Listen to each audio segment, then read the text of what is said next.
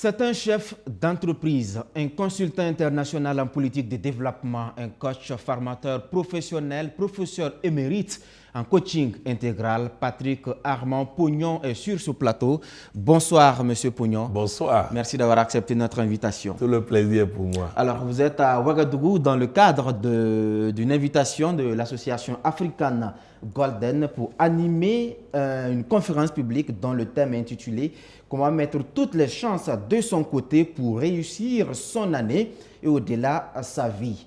Et vous, particulièrement, vous êtes appelé à développer la thématique « Jeunesse et secret de réussite ». C'est une grosse interrogation. Oui, jeunesse et secret de réussite. Vous savez, on a appris que certaines personnes ont réussi leur vie, d'autres sont très riches, mais souvent, on ne se demande pas quel est leur secret. Nous allons voir quel est le secret de ceux-là qui ont aujourd'hui réussi leur vie sur tous les plans.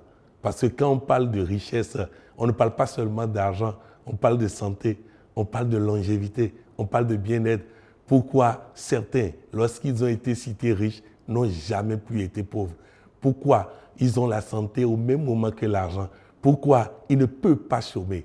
Nous allons voir ces secrets qui font que le chômeur que j'étais ne peut plus jamais chômer. Le pauvre que j'étais ne peut plus jamais manquer d'argent.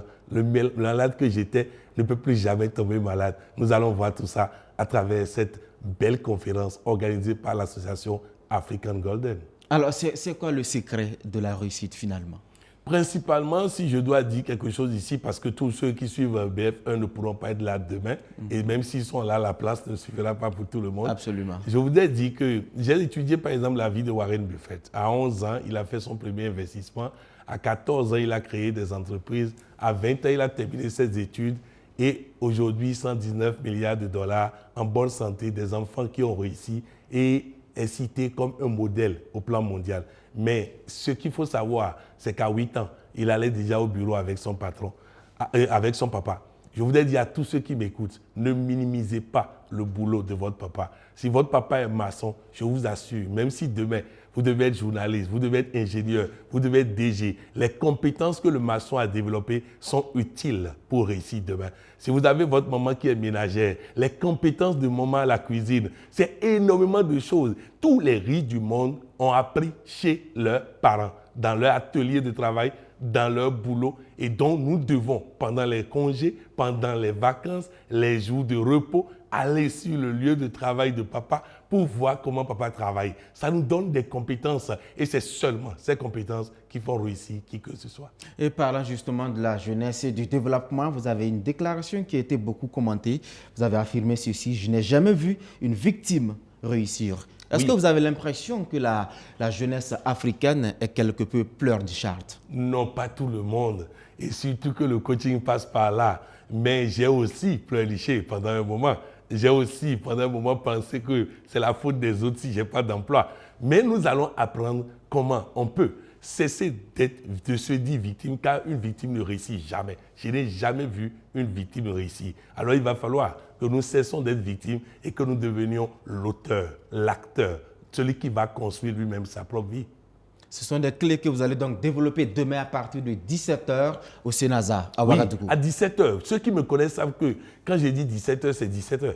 Quand African Golden dit 17h, c'est 17h. Donc, je voudrais encourager les gens à être ponctuels. D'ailleurs, si vous n'êtes pas ponctuel, vous ne trouverez pas de place. Alors, il va falloir venir à l'heure pour trouver de place. Donc, véritablement, demain, une conférence de coach Pognon, de vous-même, vous savez ce que c'est. Vous savez combien vous allez gagner en partant de là. Vous savez que quelqu'un qui vient autrement, pas autrement, personne ne retournera avec la vie qu'il avait avant de venir à cette conférence. Merci, coach. Dernière question avant de nous quitter. Vous le savez, le coaching, vous êtes pionnier en Afrique francophone, peut-être au-delà, mais aujourd'hui, le domaine est quelque peu infesté. Il y a presque du tout aujourd'hui. Tout le monde se proclame coach. Est-ce que les dévanciers ont peut-être échoué? Non. Non. Vous savez, j'ai formé 8000 coachs déjà, mais ça ne suffira pas.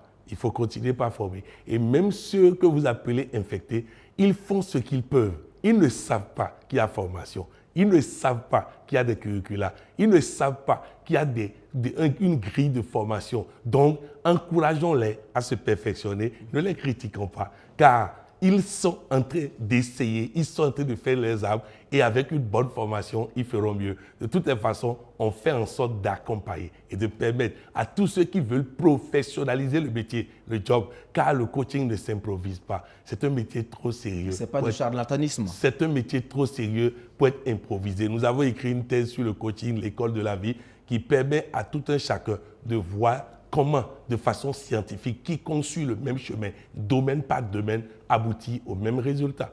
C'est donc demain à partir de 17h au Sénasa. Merci beaucoup à coach Patrick Armand Pognon d'être passé sur ce plateau. Rendez-vous est donc pris demain à 17h. Sénasa, Merci. à Ouagadougou. Ça va être du lourd.